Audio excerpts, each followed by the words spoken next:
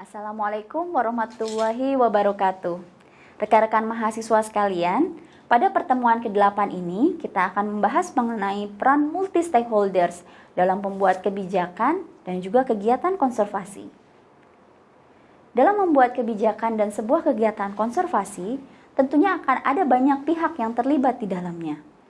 Pihak-pihak yang terlibat tersebut kita namakan sebagai multi-stakeholders. Lalu apa itu multi-stakeholders? Menurut buku Multi-Stakeholders Processes for Governance and Sustainability karya Minu Hemmati, stakeholder sendiri merupakan pihak yang memiliki kepentingan untuk menentukan suatu keputusan. Bisa sebagai individu atau perwakilan kelompok. Pihak tersebut nantinya yang akan mempengaruhi suatu keputusan atau yang dipengaruhi oleh keputusan tersebut. Dalam pengertian tersebut, kita dapat melihat terdapat beberapa kata kunci. Di antaranya adalah kepentingan, keputusan, individu ataupun kelompok, serta mempengaruhi dan dipengaruhi.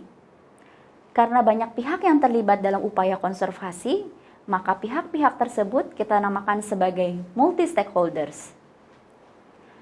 Lalu siapa saja multi-stakeholders yang berperan dalam pembuat kebijakan dan kegiatan konservasi?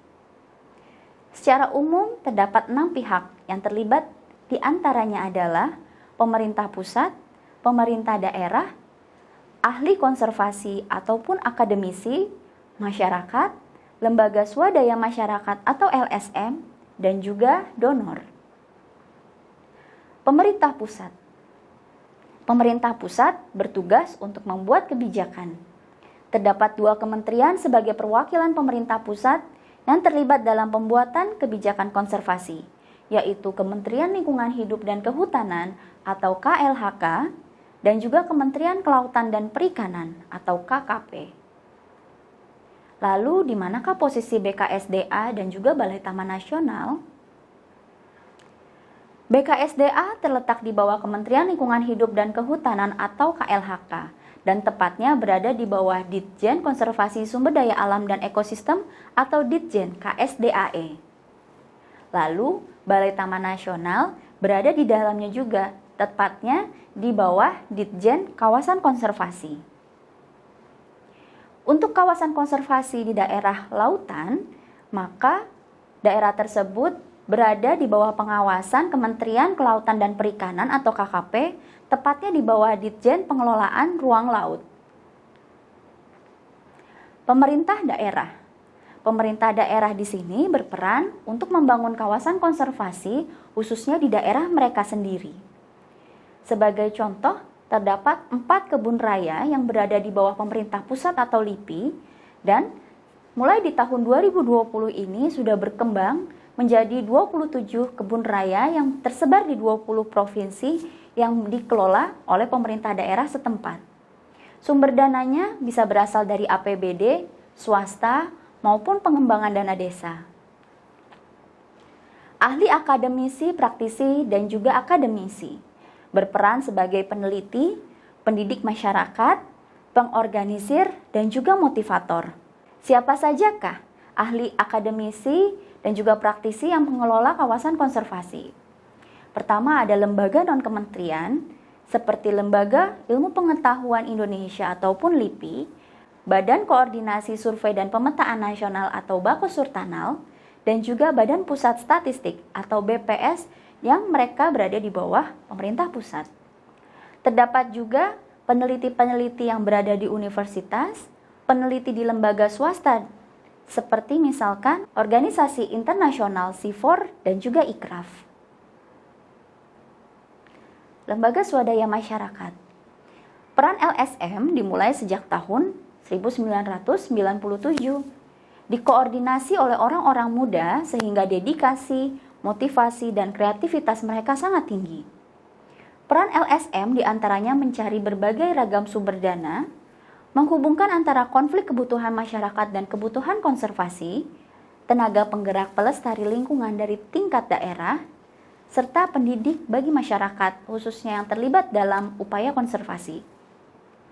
Contoh-contoh LSM yang bergerak di bidang lingkungan hidup, diantaranya adalah WALHI atau Wahana Lingkungan Hidup Indonesia, Profauna, FFI atau Fauna and Flora International, Greenpeace, The Nature Conservancy atau TNC, World Wide Fund atau WWF, dan juga CITES. Masyarakat.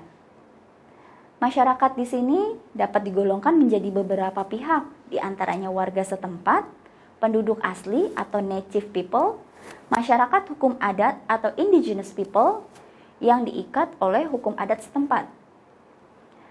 Contoh-contoh pihak-pihak. Beberapa pihak di dalam masyarakat digunakan sebagai penggerak, terutama bagi warga di daerahnya.